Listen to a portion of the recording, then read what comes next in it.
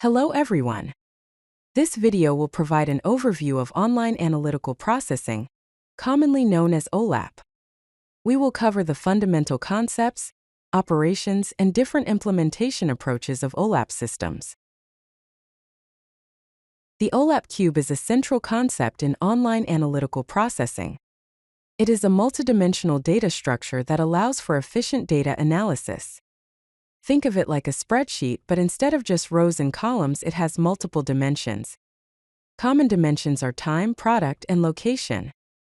Key characteristics of an OLAP cube are: it should have a multidimensional data model for organizing data into dimensions and measures. Fast query performance that allows users to quickly retrieve and analyze data. It should have pre-calculated aggregations, which are pre-computed summary values that speed up query processing. The dimensions should be hierarchical so you can drill down and roll up to different levels of detail. And it should support complex analytical queries, such as trend analysis and forecasting. Let's explore some basic OLAP operations. First is ROLAP, which aggregates data by climbing up a concept hierarchy for a dimension. An example of ROLAP is summarizing sales data from daily to monthly, then quarterly, and finally to yearly views. Next is drill down, which navigates from less detailed data to more detailed data by stepping down a concept hierarchy. For example, breaking down yearly sales into quarterly, monthly, or daily views. Slice performs a selection on one dimension of the cube, resulting in a subcube. An example is viewing sales data for only a specific year while keeping all other dimensions. Finally, dice produces a subcube by performing a selection on multiple dimensions. An example is viewing sales data for specific products in specific regions during a specific time period. Now let's discuss some advanced OLAP operations. Pivot, also known as rotate, rotates the data axis to provide an alternative presentation of data. For example, transforming a view that shows products by region to one that shows regions by product. Drill through allows users to navigate from aggregated data to the underlying detailed data. For example, viewing the individual transactions that make up a quarterly sales total. Drill across involves querying across multiple fact tables sharing common dimensions. For example, analyzing both sales and inventory data together for the same products and time periods.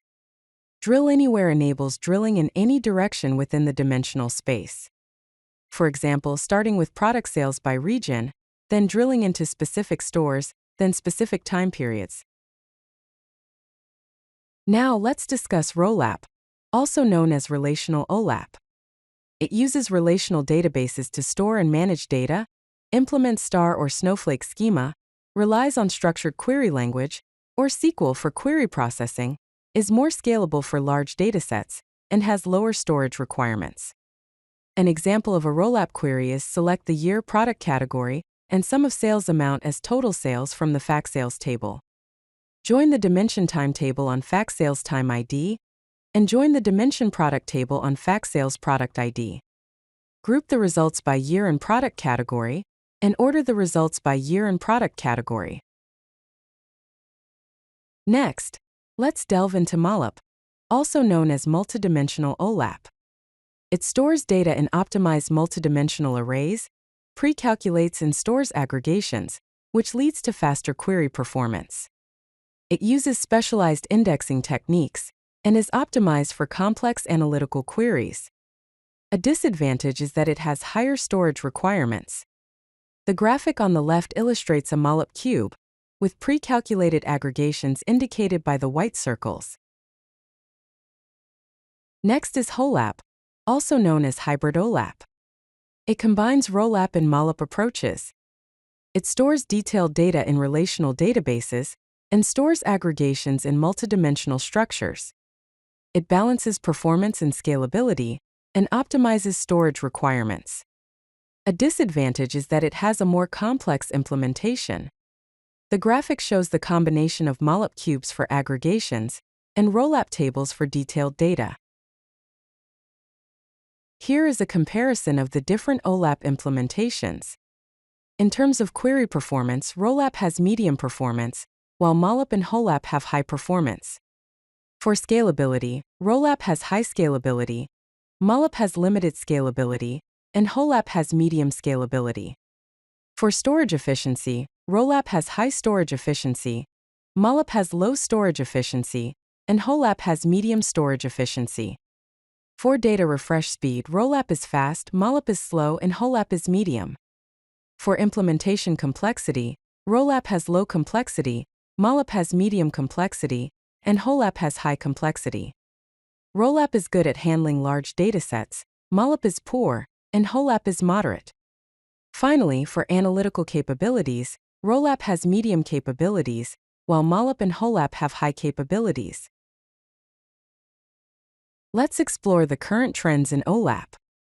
These include cloud-based OLAP solutions, real-time analytics capabilities, integration with big data technologies, self-service business intelligence or BI, and analytics in memory processing and artificial intelligence or AI, and machine learning integration.